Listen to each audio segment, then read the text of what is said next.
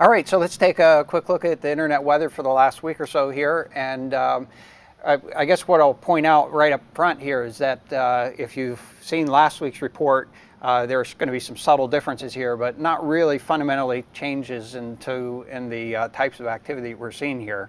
So what I did is I took a little bit of a different perspective. So if you want to look at last week's or perhaps even the weeks before, you'll see a lot of the same themes, but again, a little different perspective here. So first one here is scan probes on port 53 TCP, that's DNS. And this is one where we've kind of suspected that the activity was an attempt to map the domain namespace. I'm not so sure that that's actually the case here now based on the additional information and some additional analysis here.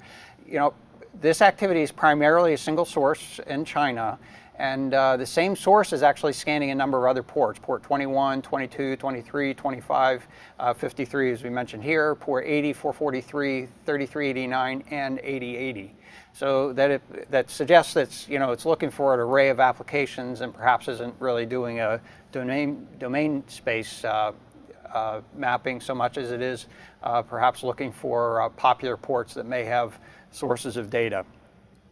So that's sort of one observation here. I guess the second observation is that whereas we've seen sort of periodic scanning activity on a daily basis, it's not exactly daily periodic activity, and it looks like it's working on perhaps a bit like a 23-hour interval. And there is some benefit to doing this if you're scanning the internet. That is, in certain parts of the world, you're likely going to have machines that are turned off at particular times of the day. And so by rotating, basically doing sequencing on a shorter than 24-hour interval, it allows you, and you wouldn't want a multiple 24, but something that's sort of a mutually prime. It gives you the benefit of basically rotating that scanning through the hours of the day and still having the benefit of some time in between to either maybe crunch the data or do other processing or perhaps just lay low for a while. So we're continuing to see this activity. I'm showing 10 days of activity so you can kind of see that sequencing of activity as it's going along and how it at certain points here in the middle of the graph, it's aligning directly with the beginning of the day, where at the edges of the graph, it's kind of midday that activity is taking place. Next item here is there's a somewhat similar theme. It's scan probes on port 53. It's actually a part of the same activity, in fact. What I wanted to show you is sort of the correlation between some of the ports that are taking place. So as I mentioned, scanning on port 21, 22, 23, 25, 53, 80, 443, 3389, and 8080. Now, a lot of those ports have too much activity on it to really see the effect of the scanning activity from this particular IP address. But so I picked out a few of them here, that's 53, 21, and 25, that don't really have a whole lot of scanning activity on them. And you can see there's a very close correlation in the activity there that is not exact all the time. You can see that there's actually, for example, there's some differences in time where they're doing the scanning on some of these ports, but certainly there's a strong correlation in the behavior. So they must be watching the show. These are the ones that are in our hit parade every week. Could be watching the show and port 5900. Yeah, come on, guys. Next one here is scanning on ports, basically port 8081 TCP and 3128 TCP. Now, we've been talking about this one for a while. 8081 is basically a alternative proxy port. Not a particularly popular one, but it's certainly one. 8080 is, I think, a more popular port for that. And then 3128, as John has rightfully pointed out a number of times, is associated with Squid Proxy. It's curious to find that actually most of the sources that are actually doing this scanning activity are one and the same. That is, it's the same group, and they're actually scanning 3128, 8080, and 81. And also scanning port 80. I didn't include that for the analysis here because it just tends to confuse the situation. Same thing, there's so much activity going on port 80 that it's really difficult to sort of report that. Now, what we're looking at here are actually the number of sources that are doing the scanning activity. So similar to the previous case where we had a single address doing scanning on a set of ports. This is a case where you have actually a whole array of source addresses that are doing the scanning, starting and stopping effectively at the same time. So there's sort of a botnet associated with this at the very least. And you can see that there's, again, a big, strong correlation between the ports that we're showing here. That's 3128, 8080, and 8081. Now, 8080 has a lot of other scanning activity. You can see the regular noise level. That's the red line here. And then the 3128 and 8081, they're actually overlapped to the extent here that you can't even really tell that there are two lines here, but there's actually a blue line and a green line that are overlaying on top of each other here. So very strong correlation in activity that we're seeing here. And I guess what we have suspected is that they're actually looking for proxy activity. And John, I guess I'll defer to you. Yeah, so I took a look in our honeypots this morning when Right. you had pointed this out to me. And you know, in the 8080, 8081, 3128 space, I was looking at these Chinese IPs coming in the same ranges. There's several of them involved. Mm-hmm. But across all of those ports, we had seen these requests for this particular URL.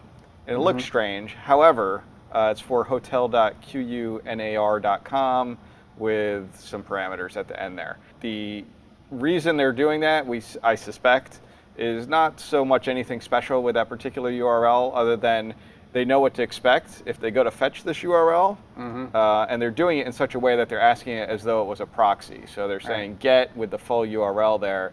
A proxy would, fetch that for you if it was a real proxy. A web server would say, I don't know what that is, and give you a 404 response back.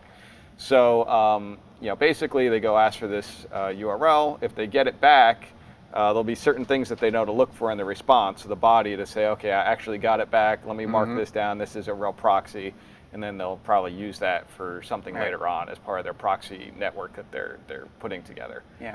So other people have been talking about this on the internet as well, that they've seen these types of probes coming in as well. So they could use any website for this sort of test, right? Yeah, they could. They could. And for all I know, I'm not familiar with this particular website. However, it looks kind of like maybe a Priceline equivalent in China kind of thing for hotel and transportation, airfare type thing. So maybe that's really popular over there. Just like, it would be like an actor here in the US using a very popular travel website for their own purposes. Or like Google, anything like that. Whereas over there, maybe that's real popular as well. I don't know. Could be. Yep. Okay. So going on to the next item here, scan probes on port 1900 UDP, that's SSDP, which we've talked about this one a number of times as well.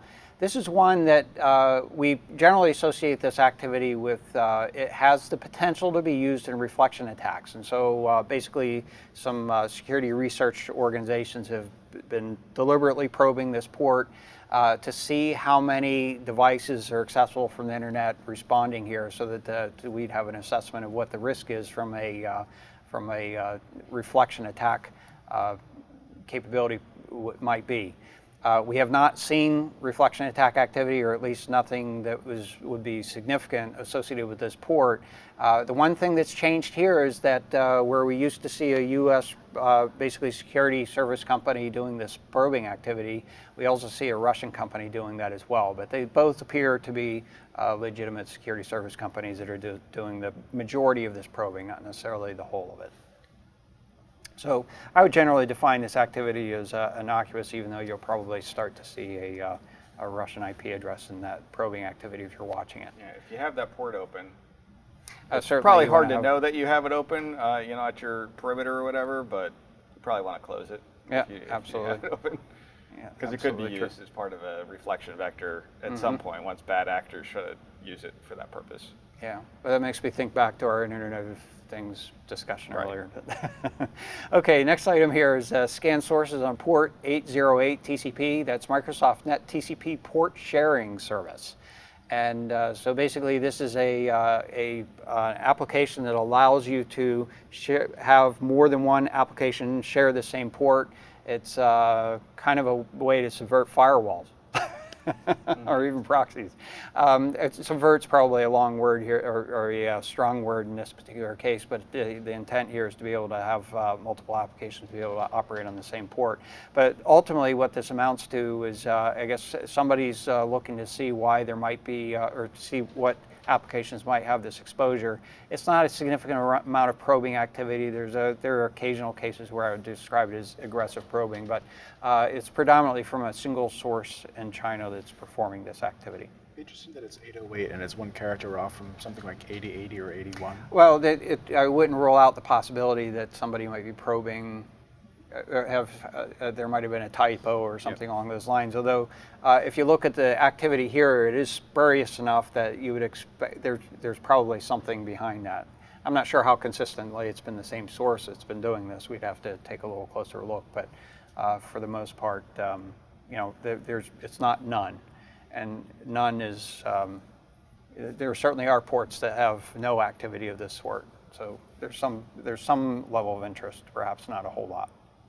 And so let's take a look at the top 10 most probed ports here. And basically at the top of the list, we have port 22, followed by port 23.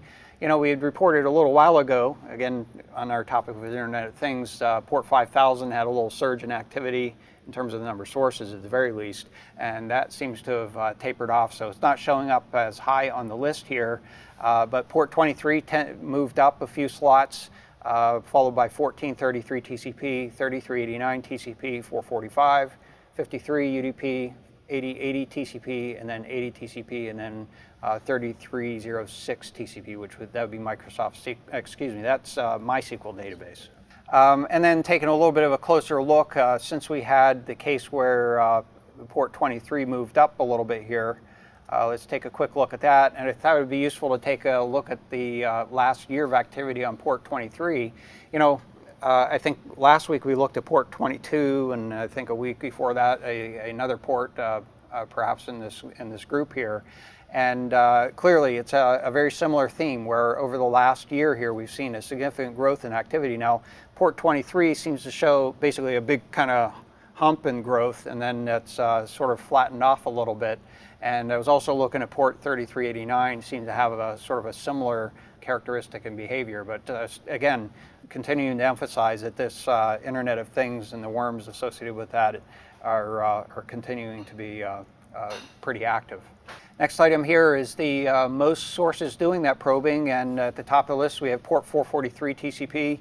This is a continuation of the activity we had been reporting earlier. That is, most of the sources, almost all of the sources are in Argentina. Not a lot of probing associated with it, but certainly a lot of sources associated with it. Followed by port 23, we just talked about that one, 445 TCP, 80 TCP, 8080 TCP, and then 2715, which is an innocuous set of activity, and then we talked about earlier the 8081 activity and the 3128 activity as well. So they all made it into the top 10 list.